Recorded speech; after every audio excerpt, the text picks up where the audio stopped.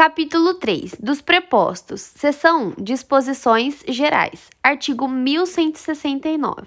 O preposto não pode, sem autorização escrita, fazer-se substituir no desempenho da preposição, sob pena de responder pessoalmente pelos atos do substituto e pelas obrigações por ele contraídas. Artigo 1170.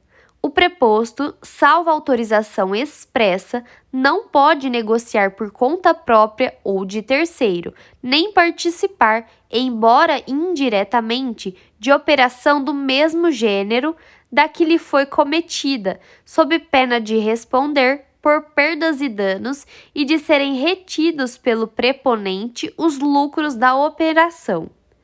Artigo 1171.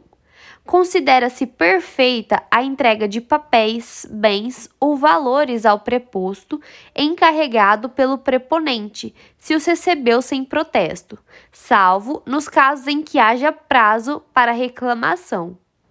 Seção 2. Do gerente. Artigo 1172. Considera-se gerente o preposto permanente no exercício da empresa, na sede desta ou em sucursal, filial ou agência. Artigo 1173. Quando a lei não exigir poderes especiais, considera-se o gerente autorizado a praticar todos os atos necessários ao exercício dos poderes que lhe foram outorgados. Parágrafo único. Na falta de estipulação diversa, consideram-se solidários os poderes conferidos a dois ou mais gerentes.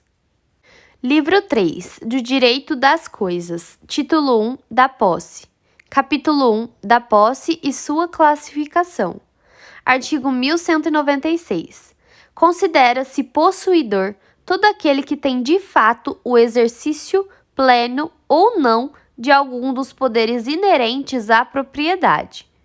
Artigo 1197. A posse direta de pessoa que tem a coisa em seu poder, temporariamente, em virtude de direito pessoal ou real, não anula a indireta de quem aquela foi havida, podendo o possuidor direto defender a sua posse contra o indireto. Artigo 1198. Considera-se detentor aquele que, achando-se em relação de dependência para com o outro, conserva a posse em nome deste e em cumprimento de ordens ou instruções suas. Parágrafo único. Aquele que começou a comportar-se de modo como prescreve este artigo em relação ao bem e a outra pessoa, presume-se detentor até que prove o contrário. Artigo 1199. Se duas ou mais pessoas possuírem coisa indivisa, poderá cada uma exercer sobre ela atos possessórios, contanto que não excluam os dos outros possuidores. Artigo 1200. É justa a posse que não for violenta, clandestina ou precária. Artigo 1201. É de boa-fé a posse se o possuidor ignora o vício ou o obstáculo que impede a aquisição da coisa. Parágrafo único. O possuidor com justo título tem por si a presunção de boa-fé, salvo prova em contrário, ou quando a lei expressamente não admite esta presunção. Artigo 1202. A posse de boa-fé só perde este caráter no caso e desde o momento em que as circunstâncias façam presumir que o possuidor não ignora que possui indevidamente. Artigo 1203. Salvo prova em contrário, entende-se manter a posse o mesmo caráter com que foi adquirida. Capítulo 2. Do penhor. Seção 1. Da Constituição do penhor. Artigo 1431. Constitui-se o penhor pela transferência efetiva da posse que, em garantia do débito ao credor ou a quem o represente, faz o devedor ou alguém por ele de uma coisa móvel, suscetível de alienação. Parágrafo único. No penhor rural, industrial, mercantil e de veículos, as coisas empenhadas continuam em poder do devedor, que as deve guardar e conservar. Artigo 1432. O instrumento do penhor deverá ser levado a registro por qualquer dos contratantes. O do penhor comum será registrado no cartório de títulos e documentos. Subseção 2. Do penhor agrícola. Artigo 1442. Podem ser objeto de penhor: 1. Máquinas e instrumentos de agricultura. 2. Colheitas pendentes ou em via de formação. 3. Frutos acondicionados ou armazenados. 4. Lenha cortada e carvão vegetal. 5. Animais do serviço ordinário de estabelecimento agrícola. Seção 6. Do penhor industrial e mercantil. Artigo 1447.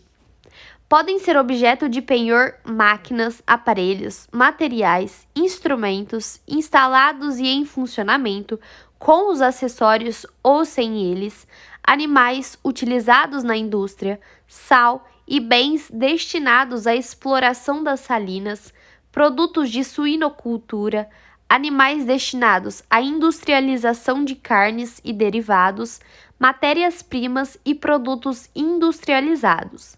Parágrafo único. Regula-se pelas disposições relativas aos armazéns gerais o penhor das mercadorias nele depositadas. Seção 7. Do penhor de direitos e títulos de crédito. Artigo 1451. Podem ser objeto de penhor direitos suscetíveis de cessão sobre coisas móveis. Do penhor de veículos. Artigo 1461.